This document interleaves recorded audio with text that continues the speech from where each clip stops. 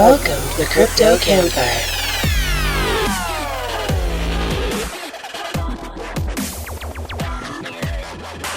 On Wednesdays, they wear pink. Mitch and the Professor, featuring special guest Alby.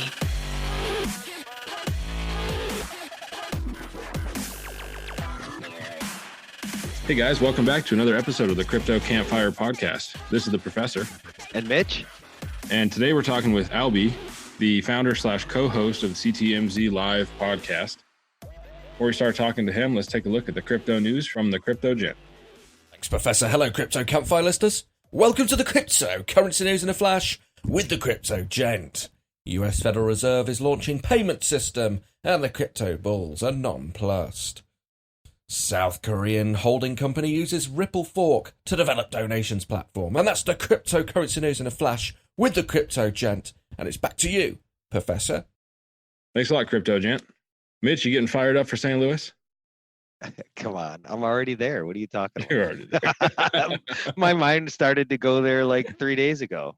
Oh, dude. Only 3 days? My heart's been there since it started talking about it. Or shit, 3 days ago, my ass. Oh, This no. could be And amazing, man. it is. And the fact that it evolved and I'm going to hang out with my favorite bro, Clint Westwood, for an entire week of just crypto freaking madness has got me so insanely fired up. You just don't know. We are going to build shit. We are going to put stuff together at his house. We're going to travel to Chicago together. We're going to hang out with our guys from CoinFlip. CoinFlip? Yep. Yep. We're going to hang out with those guys. And I'm fired up about that. And then the fact that those guys might actually come to St. Louis with us on the bus. Oh, that's like icing on the cake. Yeah, dude, that'd be sweet. I swear, today, this week, when it comes to the crypto world, has been amazing. It really has. And I'm trying to just absorb myself in that energy and let it flow. It's so awesome.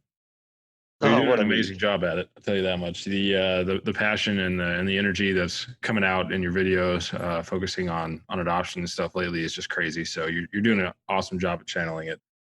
Thank you. It's so it's funny because it's so easy when you have that much drive and passion towards something that you believe in, and it's like Clint Westwood said to me the other day. He goes, dude, technically, he said, yeah, your birthday's coming up, but you know what? You were really born 2 years ago or 20 months ago or whatever. And I said, you're pretty much right. It's like this whole finding yourself thing and finding your calling and finding your passion and finding your drive. And I think I finally found it. And I'm embracing it so strongly because of that. I'm sorry, I'm rambling. I don't mean to ramble, but it's just I'm so in love with what I'm doing, I guess, that it's meaningful.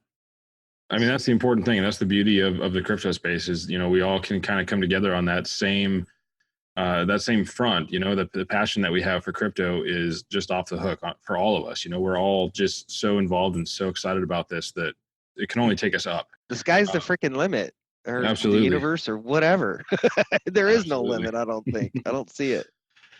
Exactly. So, Alby, welcome to the show. First off, how are you doing? Thanks for inviting me on, guys. I'm good. Yeah, it's good to have you. It's Awesome. good to have you. It was kind of I forgot. We gotta deepen our voices so that we can, we're gonna, sound like, oh, he's got an amazing voice. That's awesome. We gotta Definitely a bass. It kind of makes me think that I feel like, have you been on the Cigars and Crypto podcast yet? Oh my God. Yeah. No, I haven't. No. Okay, we'll recommend you because Yes. Noir also has a very, very good, deep radio voice. And I think that would make a hell of a collaboration. I tell you that much. Yeah, There I'll used to happy. be this show, Alby. There used to be this radio show that my mom and dad used to listen to when I was a kid, and it was by Alan Almond. He was the host of the show, and he would play soft music. It was back in the 70s, and his show was called Pillow Talk, and he had this voice that was just so calming and so just there. And you and Noir got that like to the nines, bro. So I don't know. I don't mean that on a weird level, but I'm saying you guys Hashtag no. got that shit going on. guys. Pillow talk though makes it sound a little exciting. Yeah, So. it does. It does. But I'm just saying that was the name of his show. That's No, all I'm saying, because there are probably some people that listen to this that might just know that show. There's probably a couple. I wasn't around in those days. At Although least one or two. Bullshit, but I've not seen that, so I'll have to check it out. Hell yeah, YouTube it. Exactly. So Alby, how did you get into crypto? We like to start with that. I kind of like to see how people found crypto and what inspired them to take hold of it and really get that deep into the crypto space. Yeah, I think I have maybe the least interesting story. I heard about Bitcoin very early on, probably 2012, 13. Didn't pay too much attention like most of the people. And I have a I would call him one of my best friends. He's actually my wife's cousin who started working for a company. He started talking to me and he said, you really like researching things. And I'm always about, getting on the computer and checking new things out, researching, whether it's conspiracies, aliens, whatever it was in the past. And I go deep. So he's like, check this thing out. Look, tell me what you think. And I did. And then it just immersed me for like, I don't know, maybe about a month and a half, where I was anywhere between 12 to 14 hours a day just reading about Bitcoin, trying to understand, trying to conceptualize, because I'm not very technical. I use computers, obviously, but I'm not like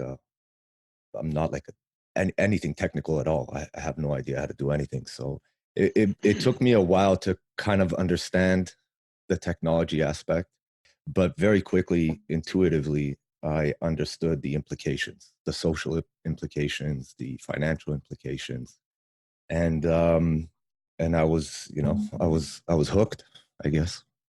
It's kind of hard not to be. It's kind of an amazing thing. Yeah, I mean, I obviously also went down a couple of conspiracy routes. Oh yeah, what's behind this and who's behind it, and this whole Satoshi story, and I can totally see. I don't mean to take a hard right turn here, but I could totally see how this is a black op type operation to get people onto digital currency, because that's something that a lot of the elite talked about for a long time. But either way, it doesn't really matter. It's really interesting. And then obviously I got into Twitter. Never used Twitter in my life. Got onto it. Took me longer to understand Twitter than it did Bitcoin. Dude, same here. and exactly. Yeah, fell into CT and fell in love. That's awesome. Dude, you and I have so much in common you just don't know. I mean, from the technical side of things, from the Twitter side of things, from the Bitcoin side of things, as far as learning about it. I mean, you're basically the whole conversation right there. You were describing what I've gone through, and it's kind of cool, to hear others that are just technologically inept, and it takes us a while to get it. But once we do, look out. Yeah, exactly. You're coming. Exactly. Coming in waves. It still bothers me that I'm not technically sound, because I like to have debates, and I feel that I'm a little bit out of my element when I want to give my opinion on things that have to do with technical stuff. Even though I have my opinions, I just feel inept. Like I don't feel like I have the right to bring certain things about, because I'm not going to say I'm fearful, but I feel like I might say something stupid, and then some dev is just going to come on my tweet and say, you're an idiot. This is how it is, and what you're saying. If I may, when it in my thought and process to that exact statement that you just made, because I feel myself at times having the same thought process, right? And when it comes to opinions, there's multiple levels of an opinion as far as I'm concerned. There's an emotional level, or an emotional level of an opinion, and then there's a factual based opinion, right? And so for us to have an emotional opinion is common, that everybody's entitled to an opinion. Right. But when you try to have an opinion on something that needs factual data behind it, or factual comments behind it, and you don't have that information, I think it's best to leave that comment to yourself. Of course. That's my, or that opinion to yourself, not so much the comment. Because how do we learn the most in life other than making a mistake and learning from it? So when somebody corrects us, it's almost like, wow, okay, cool. That's why I guess. Yeah, that's why I guess I would enjoy very much to have some sort of, I wouldn't even call it a debate, but maybe kind of like just a long form conversation with somebody who's extremely knowledgeable. Because I have a lot of questions, technical questions, and I've done the research, and I think I have some ideas that, you know, pertain to, you know, Bitcoin's fallback and stuff like that. And I would love for somebody to school me or maybe agree with me. But it's not something that I want to put in a tweet form, because people on Twitter, they love to catch you on bullshit. You know, they love to call you an idiot. They love to, you know, retweet your thing and kind of, you know, just say, look at this moron. You know what I'm talking about? It's not like I'm scared of anybody doing that. I don't really care. People know me as a person of controversy on Twitter. But if I'm trying to be knowledgeable, I'd like to be as knowledgeable as possible, and not. Well, sure, because what you're saying is you want to not only have an opinion, but you want to have thought and meaning behind that opinion and fact behind that opinion. Because if you can provide an opinion in that fashion and in that manner, it's more receptive by other people, or received by other people rather, in that fashion. Because when somebody knows a little bit about something and they're hearing something from somebody that really doesn't, it's real quick for you to pick up, oh, okay, this guy's really off base here, you know? Exactly. So well, you know, one thing that I would say from somebody who is technical, when I'm talking with somebody who isn't like yourselves, and we're discussing something that, like you're saying, maybe needs that technical background, I still find it extremely useful to hear those opinions, because, you know, everything I think about is from a technical standpoint. You know, I see that side of it, but sometimes, like, I need to see the other side. Yeah, exactly. Yes. I want to know what your thoughts are, and then I can work the technological stuff out for myself. Yeah, you know? It's kind of like the philosophy and science, right? Like, yeah, like philosophers, they come up with these amazing questions about reality and you know, the truth of reality, and then science comes along and kind of takes their ideas and they try to either prove or disprove them. Yeah, exactly. It's like it's a combination. It's important, and it's a good balance, you know. So, and as long as you're not up there saying that, like, you know everything, like, well, this is this because of this and that, and you have no clue, that's different than saying, well, I feel this way about this. I don't really know the tech behind it enough to fully explain it as good as I want to, but this is what I believe and this is what I feel. Now, maybe some of you that have the technical backing can help me fully grasp what I'm trying to say. So it's a team effort. It really is 100%. I agree. And it's like there's this scenario, right? There was a story I heard years back. You know, this semi truck got stuck underneath an overpass, right, on a highway, and they couldn't figure out how to get this guy out. Right? There was, you know, engineers there, all different kinds of help and rescue and all this stuff, right? And this kid comes along, looks at the situation and says, why don't you let the air out of the tires? I was just thinking that as you told the story. That's you know, and so you had all these engineers trying to think of ways to, you know, move the bridge instead of just something as simple. Yeah. So it kind of goes along the same lines, you know, because professor as a developer looks at things from that technical aspect. And sometimes when you put a different perspective to it, it opens a door up that other people wouldn't normally see in the tech side. I agree 100%. I mean, again, if Twitter was a little bit more, it's very hard to have a debate on Twitter. You know, yes, it is. It's very difficult. Like the way the threads are built and the way that, you know, like for you, for example, to come onto a tweet that made you interested in it, and you click on it, to be able to read the thread in the thread form is almost impossible. Like you're either going to miss something that I said, or the person who I'm debating said, or somebody else jumped in. And so it's extremely, extremely difficult to do it with 240 characters. And it's even more difficult to do it in a thread form. So, this is why podcasts are great and shows are great and conferences are great, because, but I just don't think they give enough room for these types of conversations. I wouldn't even call it a debate. I would call it a conversation. But this is what it's for, and I agree. It's a great way to bounce ideas off each other. I think it's a great way for devs to think about new products, right? Like, so I wish there was more of that. Maybe it'll come about. But there will be, you know, and what happens, what brings more of that, Alby, is the fact that what we're doing right now, right? Exactly. What we're doing right now, people take, you know, whether it's us or whether it's somebody else, doesn't matter, but people take notice when that's happening. And when Right. people take notice, people start to say, well, I want to try that, you know? And Right. it's just like adoption. You know, when people see my videos when I go out there, or people see Clint Westwood's videos, or people see Johnny Litecoin's videos, where we're actually out there beating the ground, talking to people about cryptocurrency, or JMac, even for that matter.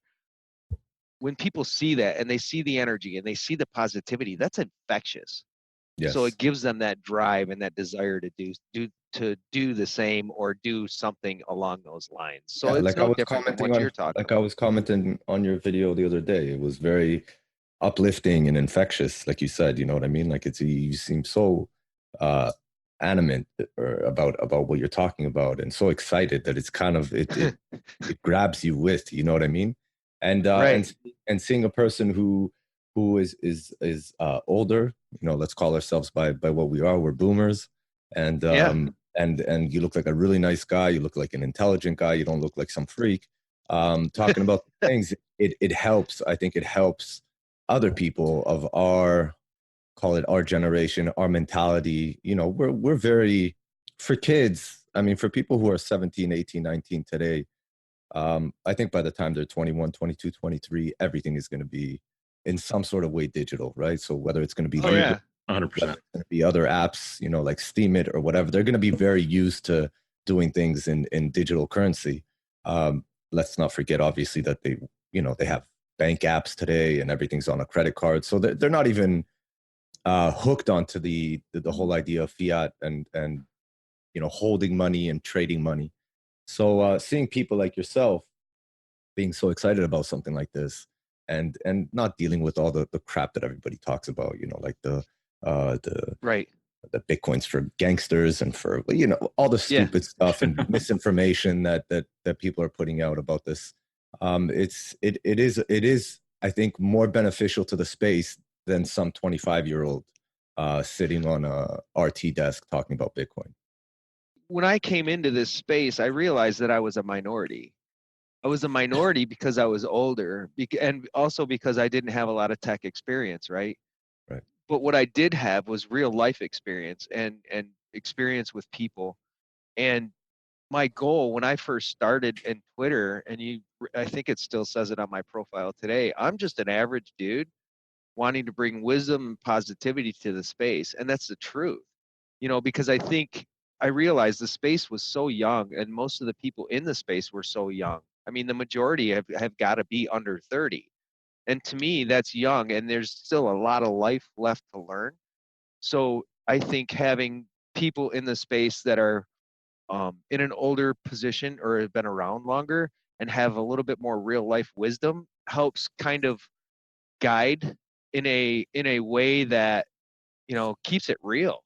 That I don't know. That's what I think anyway. I agree. Yeah. So, you know, Alby, you mentioned aliens a little bit earlier. Tell me about the night when you were certain that there was an alien outside, but it was just a porcupine. Oh, that was funny. To be honest, I was into aliens for a long time. I felt like when I was about, I'd have to say around 12 or 13 years old, me and a buddy of mine, we were, we were absolutely sure we saw something. And that kind of took me down a little bit of a rabbit hole. And then at around, I don't know, the age, I would guess something around 24, 25, I went balls deep, right? Um, you could say I've come 180 degrees. So meaning that I've completely flipped, sort of, Mhm. Nice. on my whole stance of not necessarily if there's extraterrestrial life in the universe, but whether or not it's fabricated here on Earth.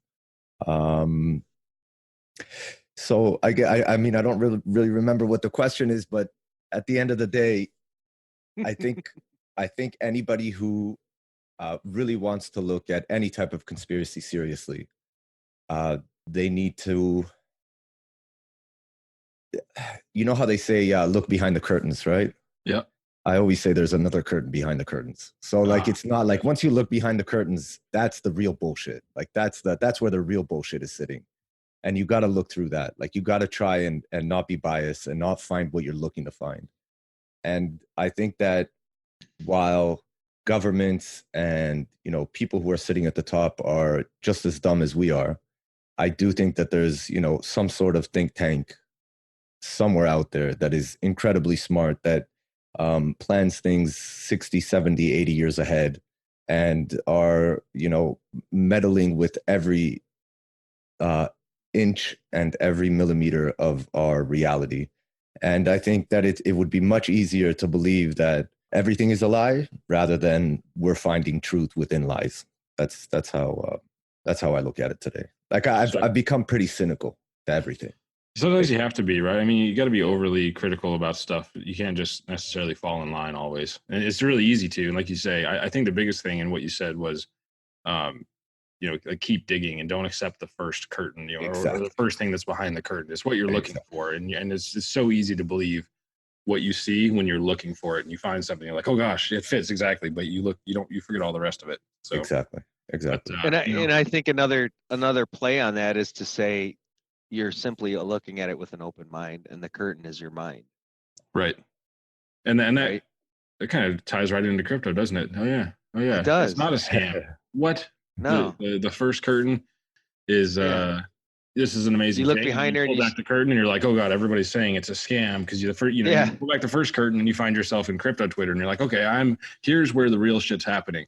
And then on crypto Twitter, you have all these crazy it's including us. I mean, not in the same way, but everybody's got their own little bit of crazy or their own opinions. And so you come into crypto Twitter and you're torn in like 18 different directions. And these guys think everything's a scam. And these guys think everything about Bitcoin's a scam. And these guys think everything is the best thing in the world and there are no scams. And there's your second curtain. Now you got to pull that back and see what's really behind that. And that second curtain, if I'm not mistaken, I think the second curtain probably takes a long time to pull back, if we're honest. Yeah.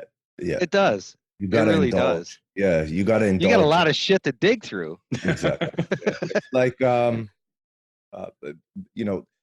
it's pretty important to remember that if you're gonna try and find truth, right, you gotta be willing to hear many lies on the way, right?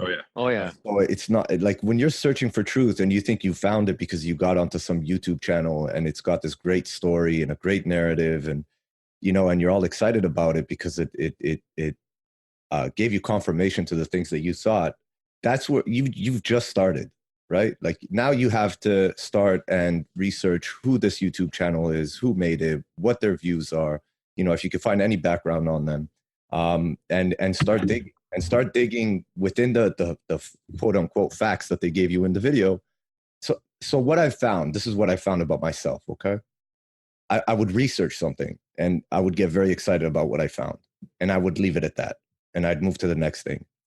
And slowly but surely, as I got older, and my mind changed about a few things, and I would go back and I would fact check, right? Like that's what I would do. I would fact check the video. The video would say ABC, and it sounded great to me, and it was amazing. And then I would fact check it, and A wasn't true, B didn't really happen, and C is it's it was a half truth. Right? Like I'm not going to start giving like real examples because it'll take us a long time, but basically we'll find our way down a lot of rabbit holes. The three things that kind of made me go, aha, I found the truth. All of them were absolutely false. Absolutely false. And I think one of the biggest ways to get yourself through that is you never limit yourself to a singular mindset. Never limit yourself to a single source of information, because every source of information that you look at, regardless, is portrayed from a single set of eyes. I don't care who it is or what the source is. It's portrayed from a single vision. So I've found in life that when you take the visions of many and put them together to form your own opinion based on those visions of many, or based on those beliefs or facts of many, then you can have a much broader spectrum of information to choose from, and to actually put together a real truth versus something that's, unless it's a documented, factually based statement.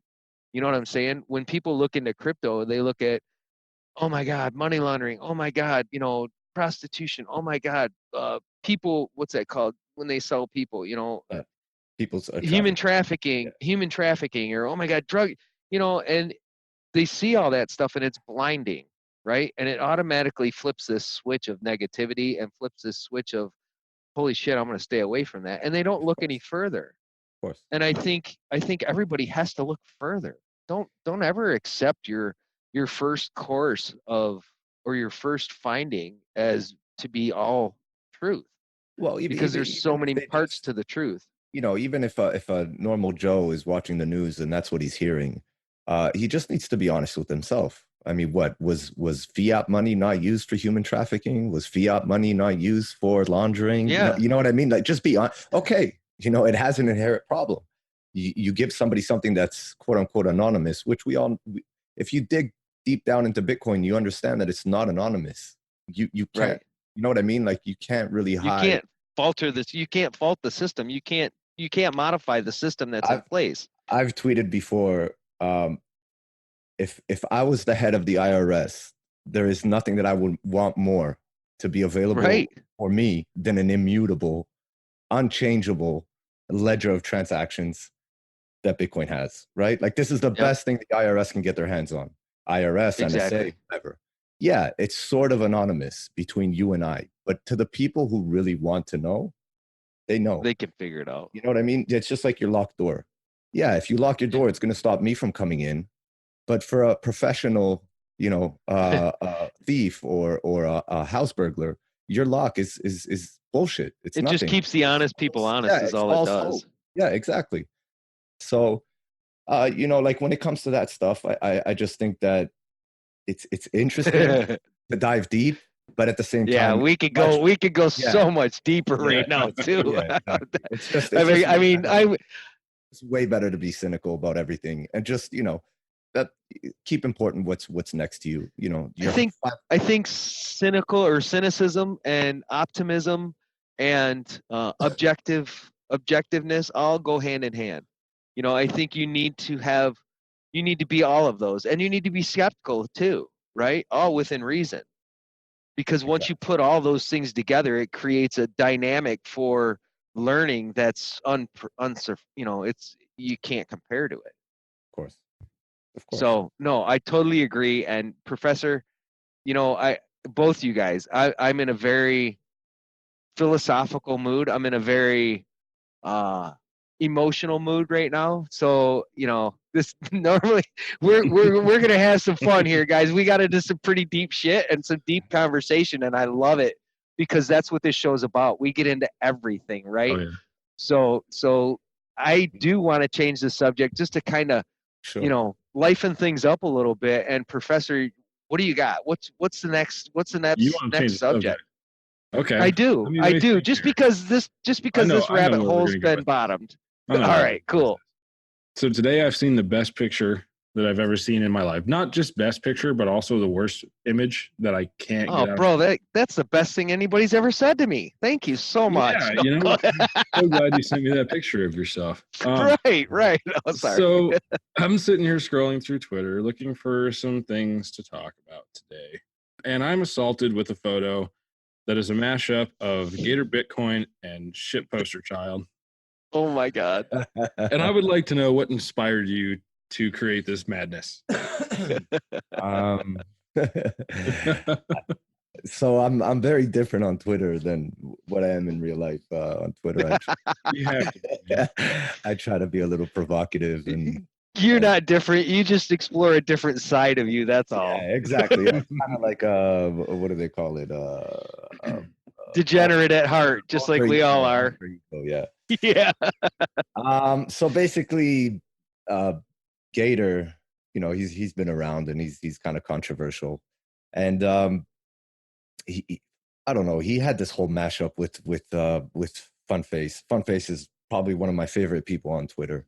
I'd consider us good friends on Twitter, and I don't know. I just at some point we have our own kind of like a group chat. We have about 45 people in there, and some of them are obviously you know, Funface and a couple of others. And at some point there was some talk about Funface and Gator being best friends. So I kind of just mashed up a little meme together, and it made Gator so happy, I guess, But obviously, the way Twitter is, everybody takes it their own direction, and people poked fun at him and stuff like that. And then I ended up getting blocked by Gator. And You got blocked? Really? Yeah, I got blocked by Gator. So, and then and I've never blocked anyone on Twitter. Everybody knows that I'm anti-blocking. Oh yeah. I guess I haven't had anybody troll me to the point of like disgust where I have to. I have been trolled. I have been, talked down at, but I don't block anyone. It's kind of like a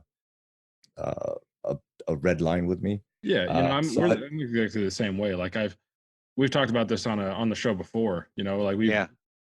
I just hug people. These start being a dick to me, I'm going to send you a hug gif, and they just disappear. Either they disappear or they end up following me. That's a great way to deal with trolls, actually. Because seriously though, I did that. Like a few days ago. I was very respectful. I was very kind.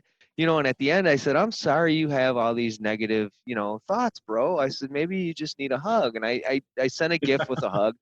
And he responds, he says, you don't have to be a dick. And I'm like, what? He says, you don't have to go around just, trashing people like that. And I'm like, oh my God. So I'm sorry. Yeah, block. I did it. Sometimes I did it. I can see that.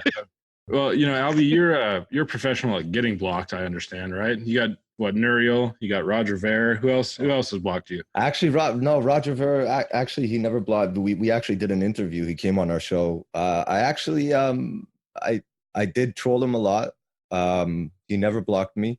And when he came on the show, I actually found a new liking to him. I don't necessarily, nice. I don't necessarily like Bitcoin Cash, but I do like him as a person much more than I did.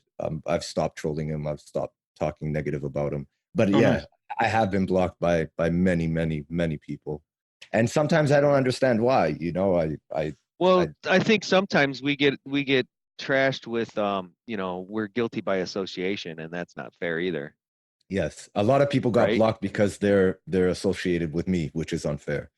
And it makes me feel bad sometimes. But this is part of the game on Twitter, and sometimes I'm proud of being blocked by somebody. I've trolled Rubini pretty hard, done some pretty hard videos about him. I don't know if you guys ever seen my.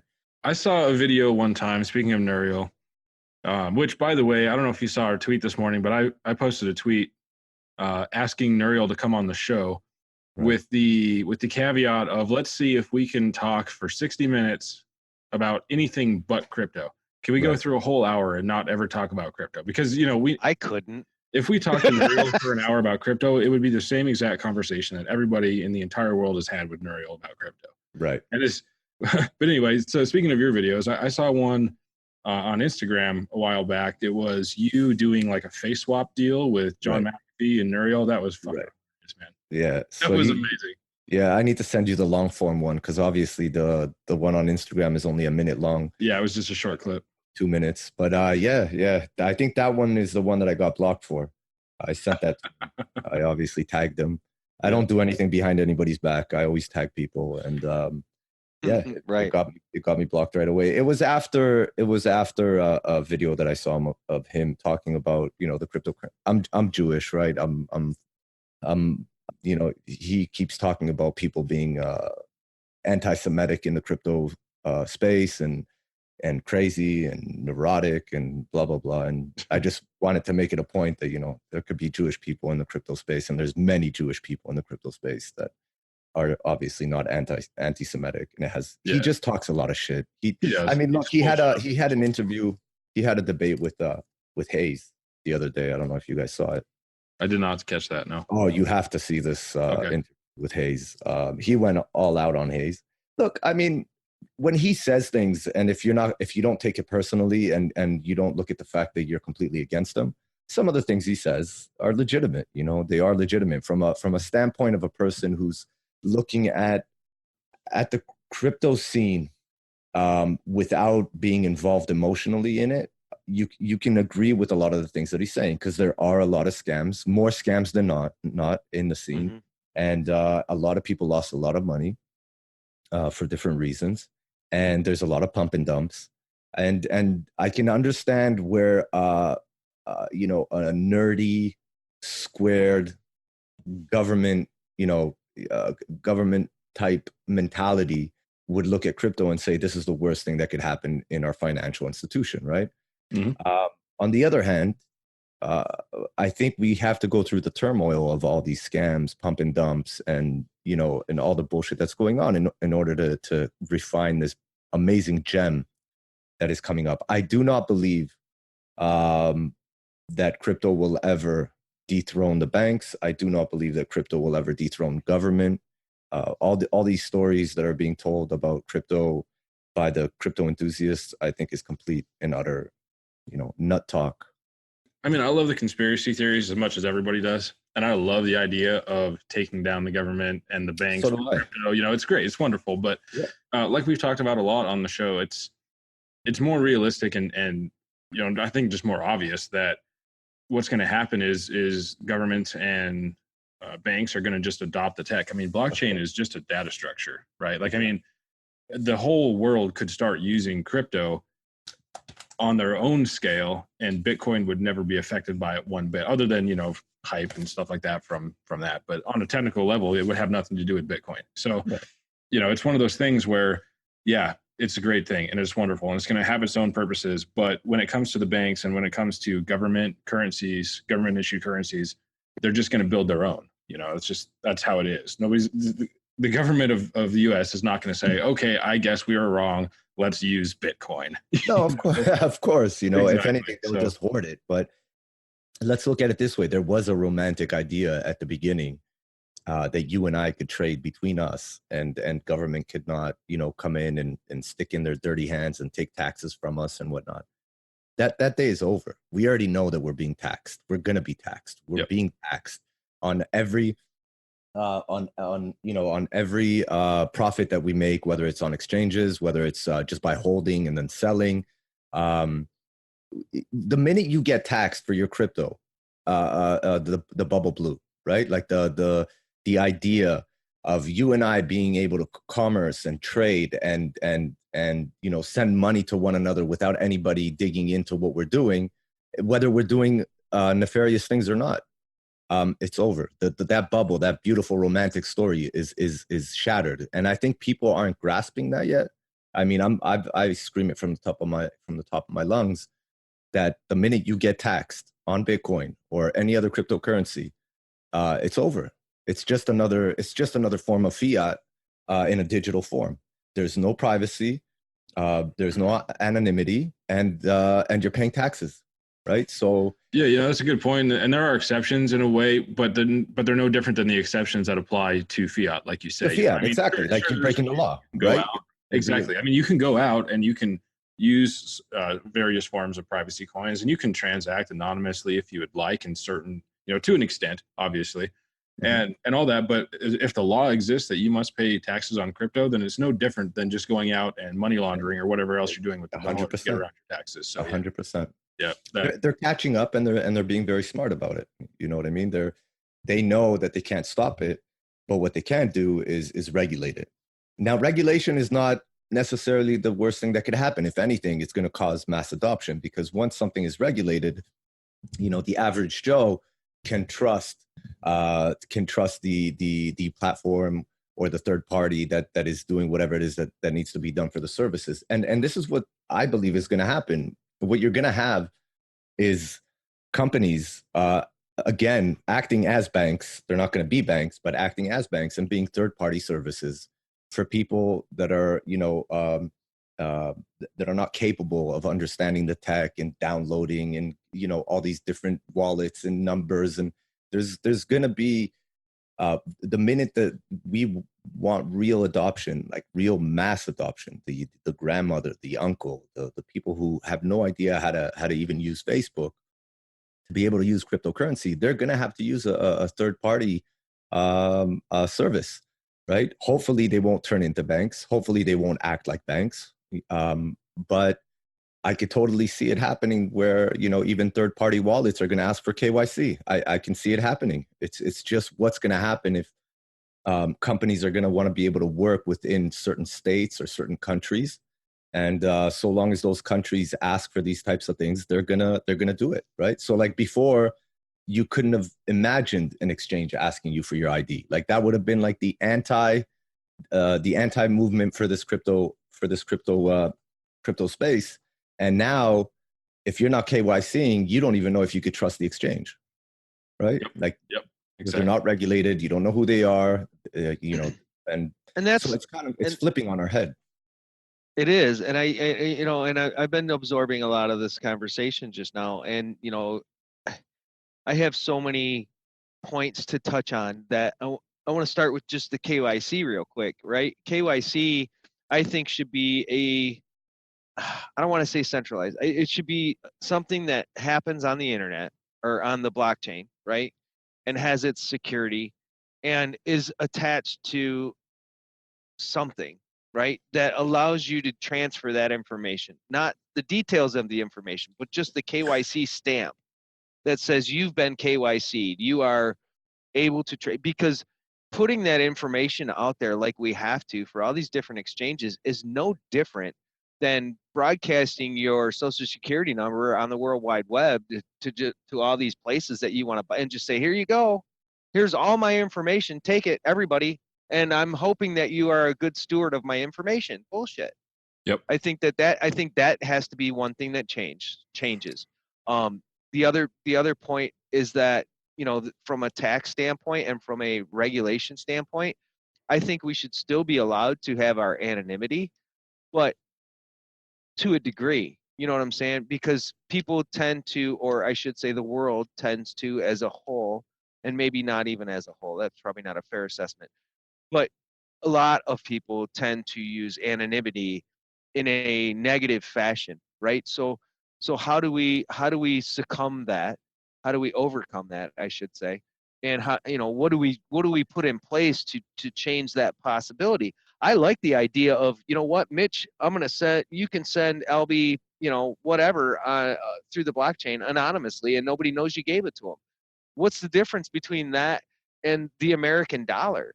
Because once that American dollar, or any dollar for that matter, that you're handed from any currency, and you're physically handed that paper of note, nobody's got a record of that transaction. Right. So why should we have a record of that transaction when it's done peer-to-peer, just the same as? And why does the government have so much issue with the anonymity of things when that's what's been the norm since currency existed in the countries? Right.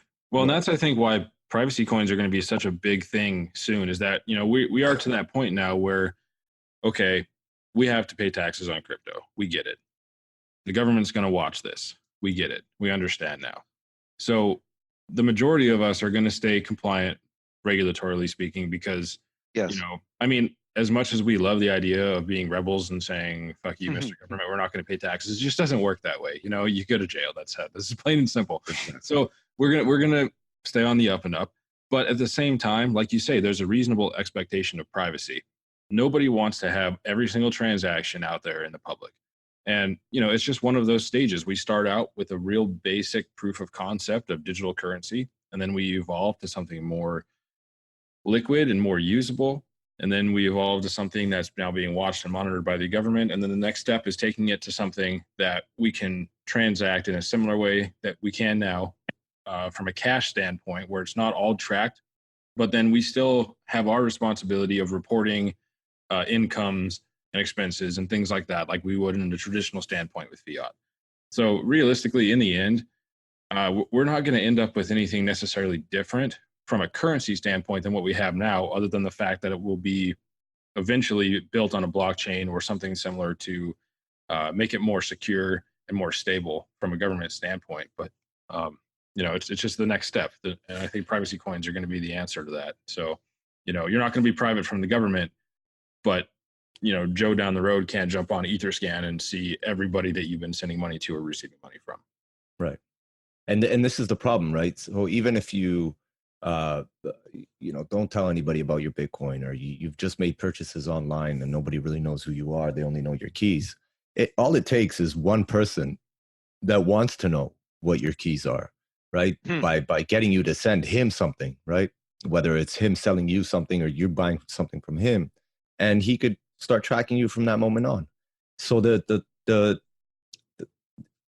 let's go back to the main problem. The main problem is that financial institutions are extremely smart about the way they've gone into grabbing and literally strangling the human race, you can call it, right? And this is not on a conspiracy level. This is just pure and simple. You cannot live without a credit card. You cannot live without a bank account in a normal way, in a normal fashion. Obviously, people do it, but it's abnormal.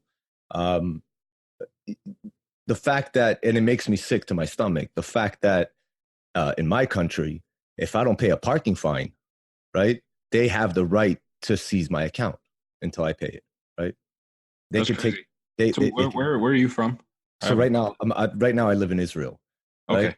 And if I don't pay my parking ticket, there are steps that they can take very easily without any judicial system. I wouldn't say oversight, but I would say like I wouldn't have to go to court and unless I try to fight it. But in the meantime, I won't have a bank account. They will either take my tax returns, right? So if I'm supposed to get a tax return, first they'll take whatever it is that I owe them, and then they'll send me the rest of the money. Or they can, close my account, or they can seize my car. They can seize so I can't do, so you know how every year you have to do a test for your car, you have to pay to renew your license for your car or your driver's license. They could stop it altogether until I pay my fine. So the vice grip that they got around us is incredibly tight and very sophisticated. That's one of the really beautiful things about crypto is that now don't get me wrong, if the government builds their own cryptocurrency and runs off of that, it doesn't matter. But if we're using something external to the government like Bitcoin, they may be able to track it and they may be able to see what you're doing and require that you pay taxes on it and any of that stuff, but they can't touch it. And that's in its own extremely powerful. So even if Bitcoin is only quote unquote a global reserve currency in the respect that it's just a liquid asset that people can trade no matter where they're at, that alone has significant power just by the fact that the government can't or anybody can't do anything with your money. They can't lock it. They can't freeze it. Yeah. Well, look, I mean, if you bury your gold, somewhere and they find out that you have it and without you cooperating, and they'll never know where your gold is, right? But without you cooperating, that can get you into some sort of potential trouble with the law.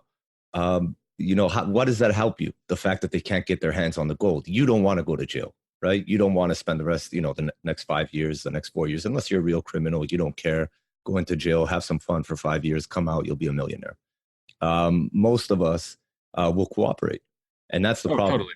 Well, that's the difference. Like it's they're still going to be able to coerce you into getting your keys or whatever in certain cases. Like if they want you bad enough, they'll find a way. But what my point is it cuts down on that frivolous shit. Like they're not going to go through all that and whatever for a parking ticket. You know what I mean? Oh yeah, 100%. I agree with you. Yeah, there's a benefit to it, but like with everything, there's a limit of where that runs out. There's no such thing as a perfect system, and so there's always going to be issues.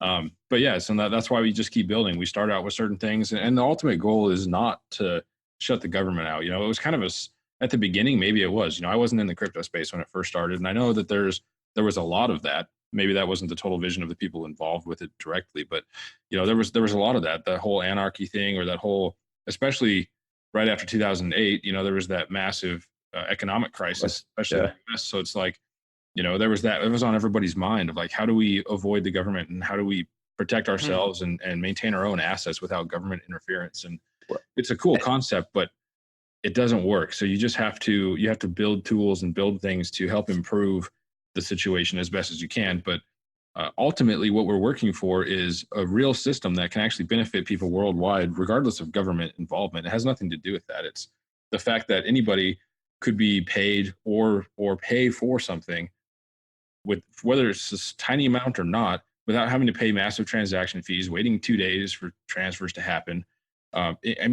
There's a number of ways that this can help people, whether it's a charity standpoint, whether it's allowing people in underprivileged countries the opportunities to start businesses easily online.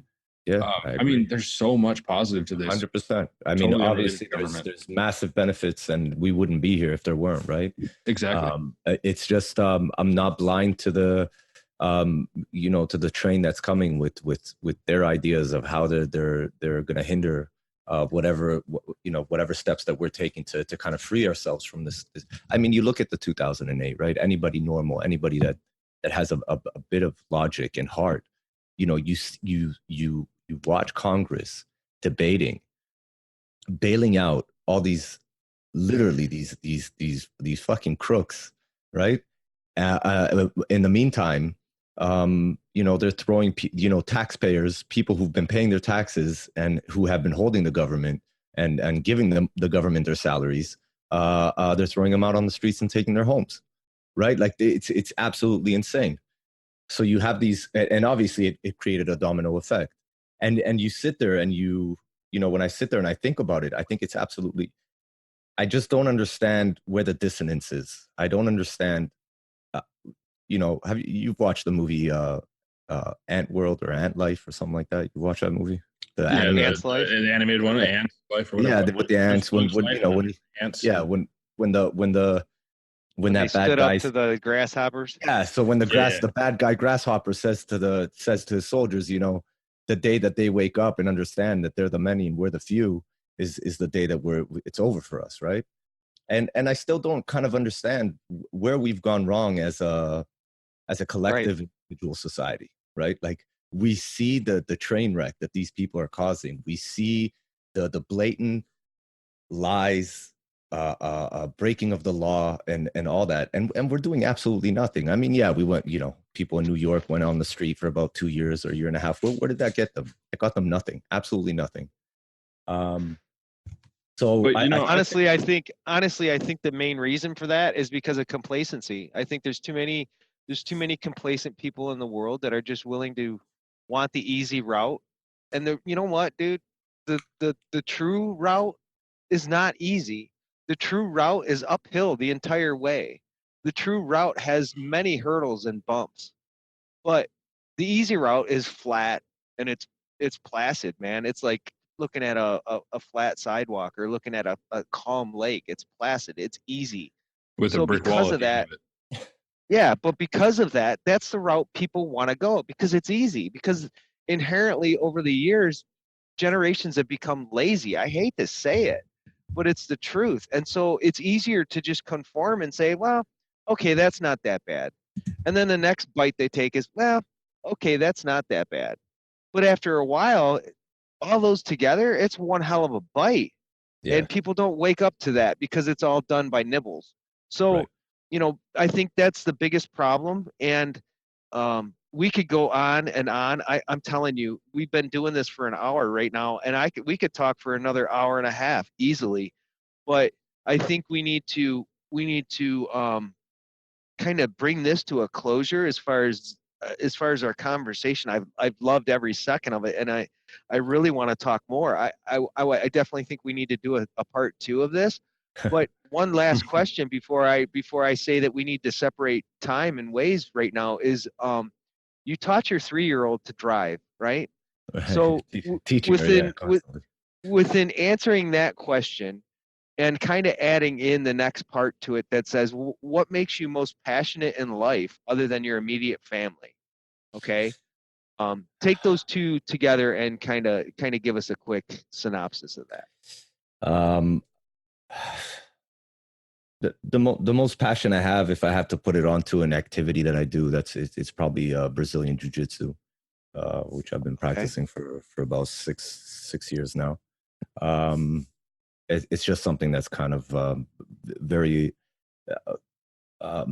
It's a simulation of life, you can say. It's extremely important to me in terms of mental stability, physical health, and just and overall confidence that it gives me in terms of being able to take care of myself in bad situations. That's probably my biggest passion in terms of my daily life to do on my own as an individual. Family is definitely first. I came from a broken family, and before I became a father, I made many promises to myself how I would be as a father. And I hope I'm answering the question right, but there is no wrong way. Yeah, no, I'm just not sure. what exactly the question was, but yeah. So the passion is family and Brazilian jiu-jitsu, and now it has become this entertainment. The podcast that we have and the friendships that I'm making on Twitter and this whole different type of like this is a really like just a different aspect of my life. People don't know that I have a podcast in my real life circles. They don't know that I have followers on Twitter. They don't know that I do face swaps. They don't know that I make memes. You know what I mean? It's kind of like an alter ego. It's become a big passion. And yeah, these are the things I'm passionate about. I'm very happy that you guys called me on the show. I wish we could have had that debate with LTC. Oh yeah, and I wanted to. I still want to touch on that just a little bit. Sure. I don't want to go down that rabbit hole because we're already an hour into this, but I want to ask you what your moonshot prediction is for XRP because I know it's not $10,000. So definitely. So what's your like? Oh right. Now I remember what this all was started on. At the absolute craziest point, how far do you see XRP going? Like in the luckiest, everybody in the world decided that XRP is the standard. What's your moonshot prediction? Right. Look, I think that if XRP does implement all the things that they've projected or promised or sort of announced, I think they can get pretty far because if they are tight with the banks and they are regulated or they become regulated the way they want to be, I think they can get pretty far. But I still want people to remember that they have about 60 or 600 or whatever it is billion XRPs in lockdown for them to bring out into the market again, and that would obviously stop the scarcity of the already 900 billion that they created.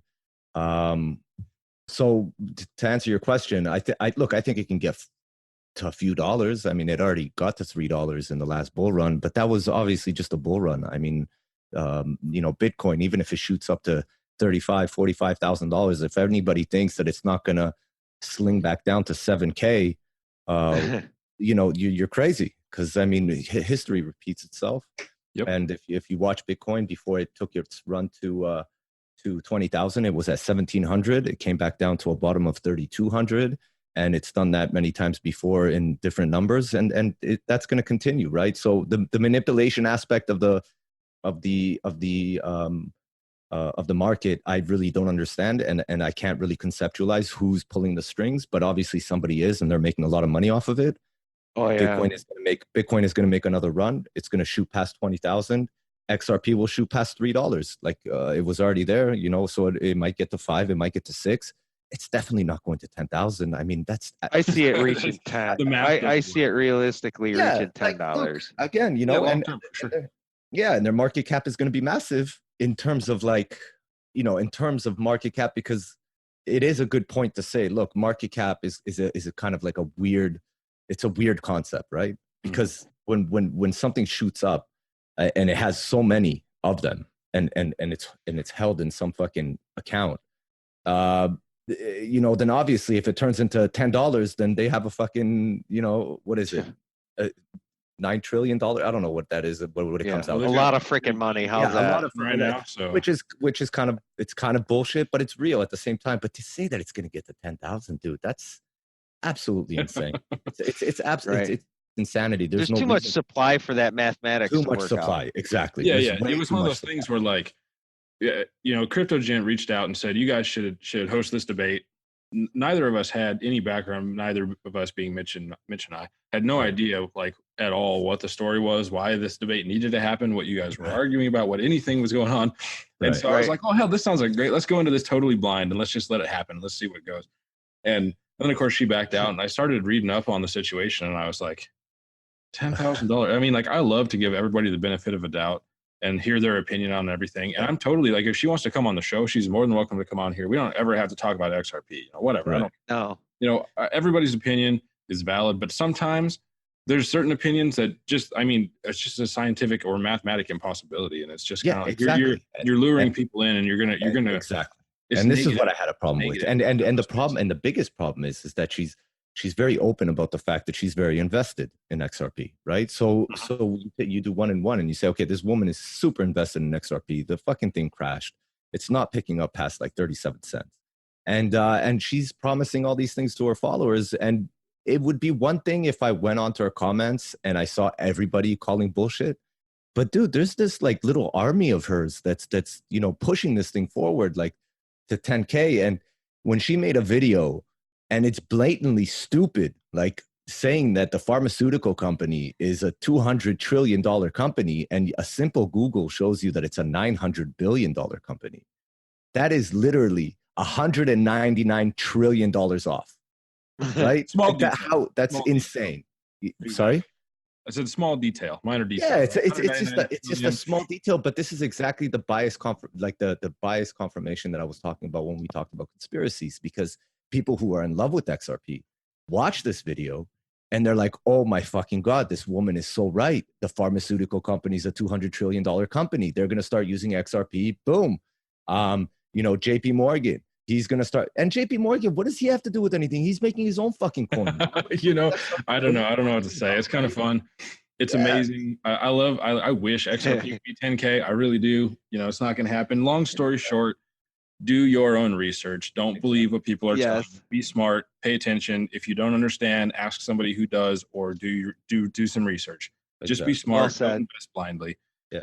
That said, Alby, it's amazing that you came on the show. We had a really great time talking to you. Thank you guys. So did I. I feel like it was just kind of an accident that this happened, and I'm really glad it did. So it's amazing. We're definitely gonna have to do this again. Like Mitch said, there's so much more that we can touch on. We're just hell yeah. So let's plan for another one.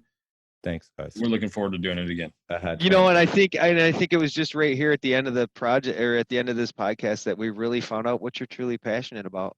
Oh my God, that brought out so much energy from you, bro. I loved it. I loved it. So I want to go down this rabbit hole, but let's save it for next time.